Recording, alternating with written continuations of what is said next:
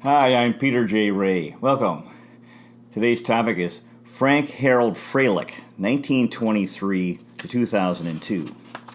This was an interview that I conducted with Harold Fralich, whom he was known as Harold, back in 1989.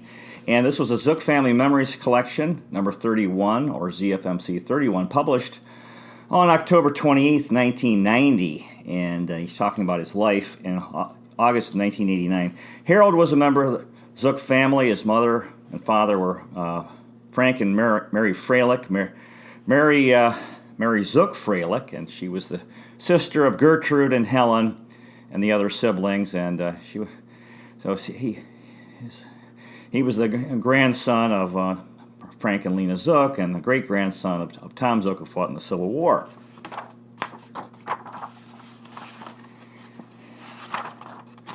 Today is August 30th, 1989, and we're in Lakeside, Ohio, at the Zook family reunion. And with us today is Harold Fralich, who has agreed to give an interview for the ZFMC. I appreciate that, Harold. I'd be glad to do it. As I was saying, the thing I'm most interested in knowing about, of course, and the thing that interests me, is the family of which your mother was a part. Gertrude, Helen, and Mary, and the other siblings, and the memories you have of those individuals. You could start out with your mother Mary and comment on what you remember about each one. Tommy, Fred, Ted, and so forth. My mother was the oldest of the 10 children, as you know. Of the 10 children, 9 of which lived to maturity. Dora, as you know, died when she was 3 or 4. My mother was the oldest of the 10, and so she was the first child born in the Zook family. She was born in 1891. Mother was a very wonderful woman. She was very intelligent.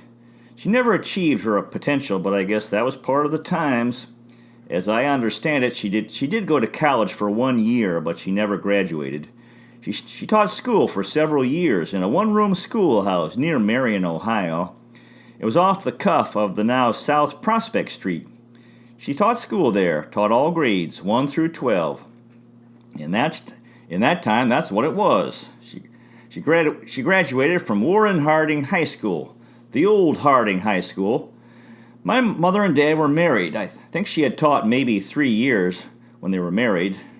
My mother was a very wonderful, wonderful woman. She was a fine mother. She was very, in her outlook, sad to say this, in my analysis, she was very Victorian. She was very unforgiving. She had her principles, and I'm not saying this critically, but she had her principles, and those principles were right. But if anybody stepped across the border of those principles, she was very unforgiving. She was very strict in upbringing her children. I'm not saying she beat us or anything, I don't mean that. She taught us the proper principles, my sister and I. I only had one sister, as you know. Barbara and I never seemed to walk across those principles, at least while we were living at home. Of course, I left home and went off to college, and so did Barbara. I never got back to Marion. My sister did. Barbara lived with Mother and Dad for a number of years. My mother's sister Gertrude and the others, they were wonderful, wonderful people. They were strong. All of them were imbued by Grandma and Grandpa with a fine set of principles, and all except a couple had fine relations with their family and their friends. Your grandmother Gertrude was one of them. She was wonderful. I can remember so many times she and your grandfather Doran, who was also a wonderful man. They lived on Windsor Street. I had a paper out when I was 14.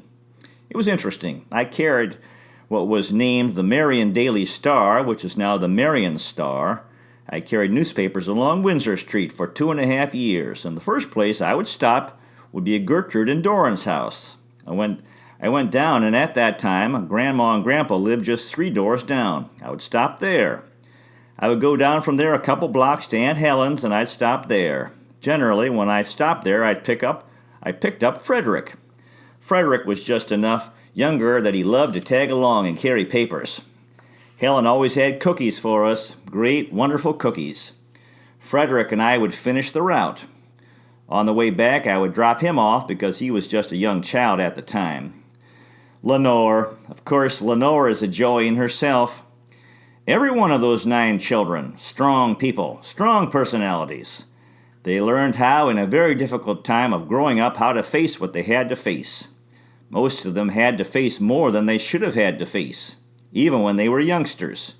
You can see how the environment, once people become adults, and I consider a person an adult when he gets to be about 18. Once those people became adults, then they moved out of the influence of the home, that loving home Grandma and Grandpa provided them, and they moved into the world. It is those influences from the outside world, I'm convinced, that change people. You see that. Of course, it's the background, too. I look at Ted, one of the renowned doctors in his field. I think part of Ted's attitude in the latter years, Ted had to work, like all of them, for everything they got.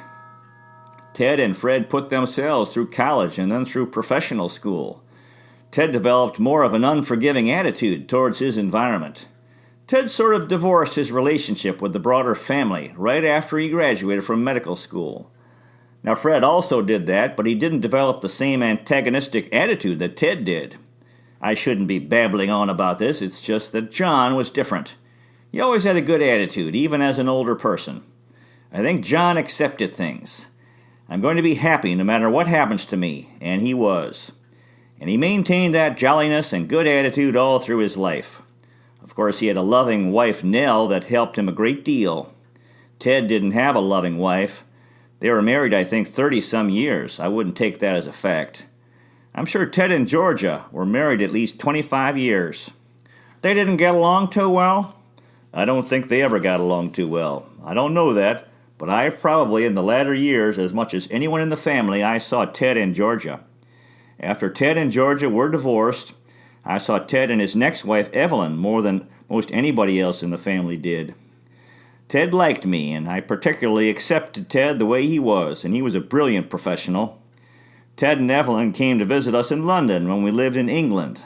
They stayed for a week. We have a wonderful, wonderful memory of that. But each one of the 9 siblings was an individual. They were strong, principled people. I can remember just looking at that picture here of a reunion. I must have been 9 and your dad was 8. John Clark was about 11. There are the 9 children, their spouses, their children, and grandchildren. I can remember those. And I remember the first one I came to as a child. I think I would have been maybe 4. The first I have memory of. I'm sure I came before that. The first Lakeside reunion I have absolute memory of, I was probably 4. Those are great memories. I wish more families could do that. Of course, Marge and I came to many Lakeside reunions, and then there were a number of years that Marge and I didn't come, but our children came. I know that several years Terry was here, and I know for a couple of years Debbie was here. I know that one year specifically that Mike was here. You see, your lives get so dispersed. You get all over the country, all over the world, really, a family of this nature. But I've always cherished the times I've come back to Lakeside, and I will probably continue coming back, the good Lord willing. Tommy was probably one of the smartest of the 9 children. Tommy was just the age of my sister Barbara. Tommy was 1 year older than Barbara. So Barbara and Tommy grew up like brother and sister. Tommy had probably as fine a mind as any of Grandma's children. He was very, very artistic. Tommy had a magnificent voice. Tommy, I think, in the middle years of his life, wasn't a realist.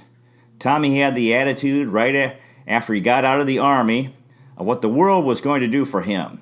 You know, a lot of us came out of the service from the Second World War with that attitude, regardless of what our circumstances were when we were in the service. None of us enjoyed the military service. I don't care what our experiences were in the service. None of us enjoyed that. I think Tommy was upset about his life went immediately after he came out of the service. Well, you can cut this out if you want. I mean, you're asking me frankly. And if you want to cut any of this out, cut it out. After Tommy came out of the service, an unfortunate thing happened to Tommy. He got drunk one night, and he ended up the next day he was married. He had known Marge Bindley. They were in high school together.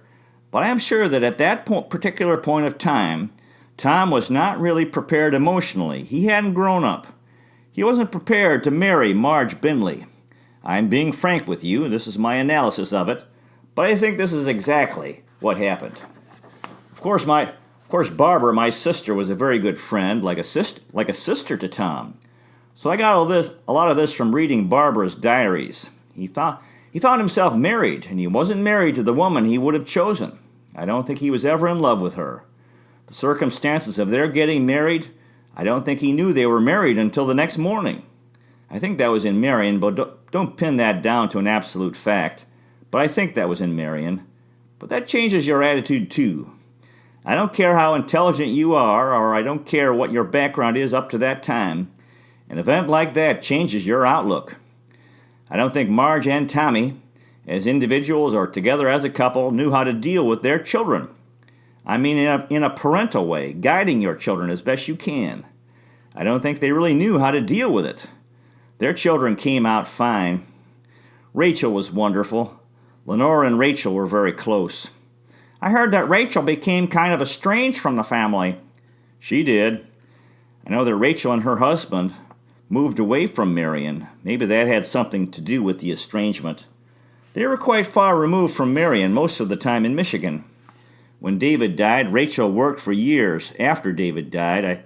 I think the estrangement went along with being away from the family. John was a Democrat and postmaster in Marion for years. I think he went to the Democratic Convention 2 years as a delegate, the National Convention. He was a strong Democrat for Franklin D. Roosevelt. John was always a strong Union man, and he worked for the railroads for a number of years. He was a strong Union man, and that's all right. We should not dictate principles. I don't think either political party is right all the time. My mother was a Republican. I wouldn't be at all surprised if Helen was a Democrat. I don't know that. I can tell you that Tommy was a Democrat. Did Tom and John gravitate towards each other being Democrats? No, John was so much older than Tom that they did not gravitate to each other, in my memory. Keep in mind that Tom, from 1946 on, lived in California, and that's a long way from Marion, Ohio. But there was also the big age difference between John and Tom. So, for many years, they were not together often. You remember how often Tom came back to these family reunions, maybe once every 5 years, not too often. He was in Chicago after they were divorced for 5 or 6 years. Tom lived most of his life in California. Who were your closest to of your aunts and uncles? Lenore, in these last 25 years. Lenore, as a juvenile, lived with my parents for a couple of years, when I was a little boy. Lenore has always represented to me, not that some of the others haven't, but Lenore is a fine person. Lenore is also a realist. She faces. She's a strong individual. She faces life realistically. That's what Tom could not do. Were Helen and Tommy pretty close? Oh yes, I think they were very close, going all the way back, even after Tommy was in California. Helen visited Tommy, I wouldn't say very frequently, but periodically she would be in California after Tom married. Helen visited us a number of times in Maine, and we were glad to have her, wonderful person to have. But I think she was the closest to Tom. Grandma was very sick for 3 or 4 years after Tommy was born. I think the first mother of Tommy was Helen, and next in line would have been Lenore. They mothered Tommy. In fact, they brought Tommy up. It seems to me, I heard he felt bad that his mother got so sick, bringing him into the world. Oh, I'm sure that had some effect. I've never discussed that with anybody, but I can't help think that was true. That's a very impressionable time, your first 4 or 5 years of life. You need the guidance and close relationship with your parents. There's no question that Tommy did not have that in his first 3 or 4 years. It wasn't Grandma's fault. She was sick. She was very sick. Do you remember your Grandma and Grandpa's relations with their children? My Grandma Gertrude said that she felt her mother favored Mary. I think there's no question about that. I would agree with that. Grandma Zook favored Mother, probably because she was the oldest, which is sad. Grandma felt sorry for Mother.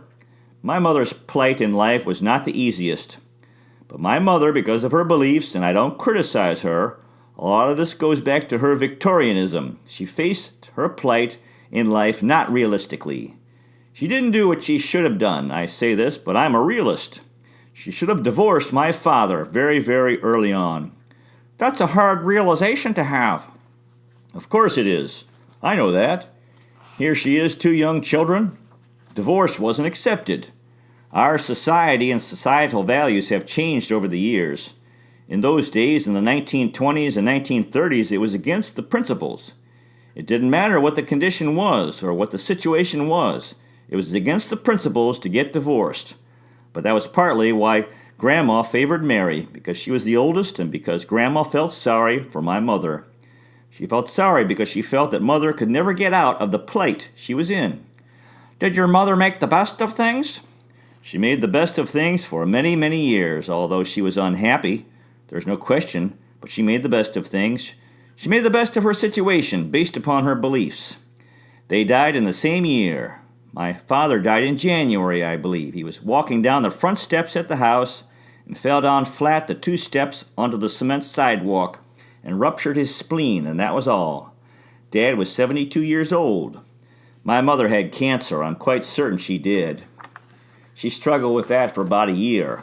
As I recall, she died in May of the same year, 1964. I spent the last week with Mother. In that last year, I had spent probably 2 months with her. I came from Maine. I was with her in the hospital the night before she died. Grandma Zook had a stronger personality than Grandpa. Now, I'm not belittling Grandpa. I thought that most of the children were far closer to Grandma. That's not to say that Grandpa was not a loving father and had a tremendous influence on the rearing of the children. But I think Grandma had a stronger influence. I think that Mary was closest to Gertrude and probably Lenore. Gertrude and Helen were pretty close. I think they were. Very different personalities. I think if you wanted to know who your Grandma Ray was closest to, it would be Helen. Gertrude was a realist. She accepted Helen and her whole values for what it was. She adjusted as things went on. She accepted what was happening. A lot of what was happening she couldn't do anything about, but she accepted it with love. That's the art of being a hero. Just because your brothers or sisters do things you don't approve of, that shouldn't deteriorate your love for them. Ted and Fred were highly respected. As far as professional achievement, I would say Ted was the leader of the whole crew. I can remember looking through his scrapbooks of his achievements time after time. Grandma had 2 scrapbooks completely full of newspaper clippings. I remember the one distinctly when he and his co-workers developed this serum. That was covered in newspapers all over the country, and Grandma in this one scrapbook had at least 10 articles about it from different newspapers around the country. I don't know what happened to that. Maybe you could tell me a little bit about my father. You were close to him. Oh, we were like brothers. We grew up just about 150 yards from each other. They lived on Windsor Street, and we lived on Blaine Avenue, right diagonally behind them. Your father is a wonderful individual. He's a principled man, but he's a realist. I think those 2 things are probably the most important in living. To be a man who will never let his principles down. What principles are you talking about? Well, your father's a religious man. He believes in those principles through which he was brought up. So he's never going to cheat anybody. He's never going to put anything over on anybody because his principles won't let him do that. On the other hand, your father accepts with graciousness those things that other people do that don't please him, or that maybe are even completely unprincipled, because he recognized he can't change it. He and I were like brothers until I graduated from high school. After that, our lives didn't grow apart, but we were very seldom together. I visited him at Oberlin College several times. He visited me at Ohio Wesleyan the 1 year before I went into the military service. We were just like brothers from the time we started school and even before that. We played together even as juveniles, infants. I graduated from high school a year before John did. We were like brothers during those years. We were very close. You would be together at the family gatherings? Always. We were always doing things too. That's great.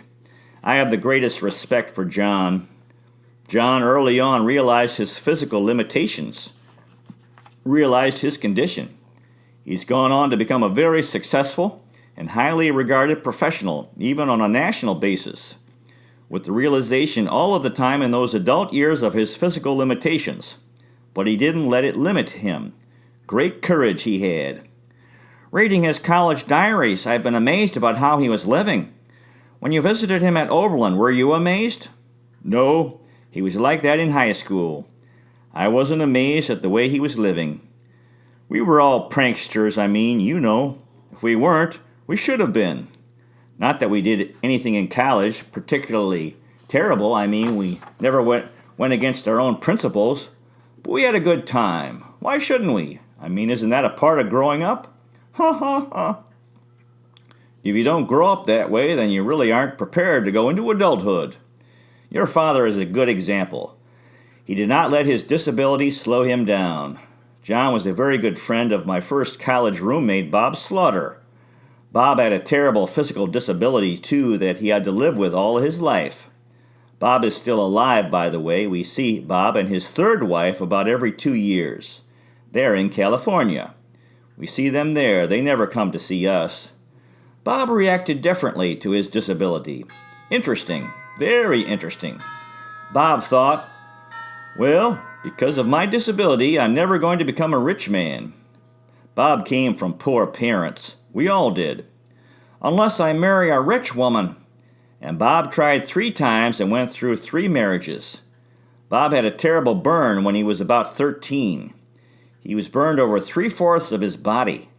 There had to be many skin grafts, and the grafts and so forth affected his muscles. Do you remember any references to the Civil War veteran, your great-grandpa, Tom Zook? No references at all.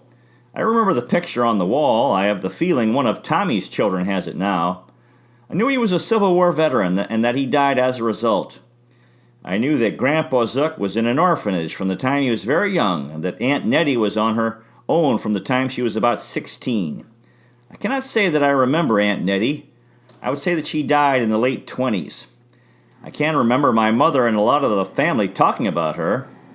Mother said that she was put out to face the world at 16, and she had to make it. I know for years she lived in Cleveland. All I know about Ed is that he died at an early age. I don't know anything about Ed, his brother. Mother never told me anything about Ed. When I get your ZFMCs, now that I'm retired and have no definite schedule, as soon as I get them, I sit down and read them through. Right through as soon as I get them, which I will do with the most recent one as soon as I get back home. The other night I started reading it after the bridge game. In fact, I'll probably be reading it on the airplane trip home. See, we live in a different world than Grandpa Zook lived. We live in a very different world from the one your dad and I lived in growing up. It's a different ball game. It's a different set of values. It's a different moral code. I'm not sure it's better, but it's different. The majority of the people live by a different moral code from the one of even 30 years ago. What's the difference? Well, the difference is, going back to my mother, divorce wasn't acceptable. When we were first married, your dad and I, we believed in marriage, and we still believe in marriage. Now, that doesn't mean the change is wrong. I'm not saying it's wrong or right. I'm just saying it has changed. It has made multiple differences in our society. I read an interesting article not too long ago. For every first marriage, 60% are divorced in less than 5 years. It's hard to make a stable family environment, bring up children when there are so many homes with one parent. That little kid, boy or girl, growing up with only one parent. I don't care how hard that parent tries. And in a lot of cases, they don't try very hard. They can't have the same childhood as if they had both parents. Again, I'm not a philosopher. That's just my own individual belief. I have gotten the impression of a critical attitude from the family toward Tom Zook's widow, Anna, because she couldn't raise her children. I can understand why she put her 2 sons in the orphanage. I have the feeling she was a strong person. After her husband died, she wasn't going to be dependent on anybody. This is my own analysis. Now, she could not in those times work full-time and raise those 3 children. If she worked full-time, she couldn't make enough to support those children. I think she thought, I can't support myself. I cannot support myself and 3 children. But at least I personally am not going to be dependent for my welfare on anyone. It was a terribly sad thing. I started to read those pages of her writings. That's sad. It gives you a better perspective.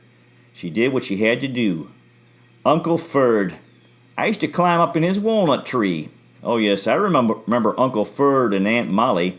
They live right beside Grandma. Ferd was a kindly man. I used to distribute those coffee cakes of Grandma many Saturday nights. That seemed to be one of my assignments. Now, Warren Harding was president before you were born. Do you remember people not wanting to talk about him because he was from Marion and he was considered a lousy president? Yes, I think there was definitely that feeling. I think Warren Harding was unfortunately influenced by some of the people who were guiding him. While he was president, he did not do many good things. More than that, Warren G. Harding, just like John F. Kennedy, was a philanderer. He had no morals. I don't know why he had no morals. Don't misunderstand me. As far as morality is concerned, he was a flop. He was a failure. He had a terrible record in his own home before he was president. People in Marion knew about it. He had a number of mistresses before he was president. He died in 1923, the year I was born. He was a very successful editor and publisher of the Marion Daily Star, and that catapulted him into the Senate. I remember those political arguments with John Zook about Franklin D. Roosevelt, but there was no bad blood. They could be strong Democrats, strong Republicans, but it never changed the family. Tommy Helen and John and I were Democrats, and the rest Republicans. No, Tommy, Helen, and John, I think, were Democrats and the rest Republicans. Rachel may have changed to Democrat after moving away, I don't know. I'm a registered Republican, but I quite often switch over. Your dad may be a Democrat, but it's never come between us. Since I've been eligible to vote, I've only missed one election when I was in the service. But I quite often vote for the Democrats. I did not vote for George Bush. Not that I'm not in favor of Bush. I think Bush is a fine man, but I didn't think George Bush was going to accomplish anything more for the economy than Ronald Reagan did in his 8 years. We were in 1978, before Mr. Reagan was elected, the leading creditor nation in the world, and our national debt was less than $1 trillion. Now in the 8 years of President Reagan, we have slipped from being the leading creditor nation to the leading debtor nation in the world. Our national debt is now $3 trillion. 19% of our gross national product goes to pay the interest of our debt. I voted for Michael Dukakis in 1988. He was very outspoken about the biggest problem in this country, our economy. About 90% of the people don't care because the national debt doesn't affect them personally. So you think we're going to have some problems? I don't think there's any question about it. I don't know what the solution is, but I think a possible one is devaluation of our currency. That would mean inflation. My first car was a 1948 Chevrolet, and I paid $848. That was a new car. If I were to buy any small compact car today, the least I could pay is $6,000. You see what's happened. We're just about out of time, Harold. I want to thank you for sharing your interesting ideas and memories, and I know this will make a great issue for the Zook Family Memories Collection. It's been my pleasure, Peter. Now we have one comment.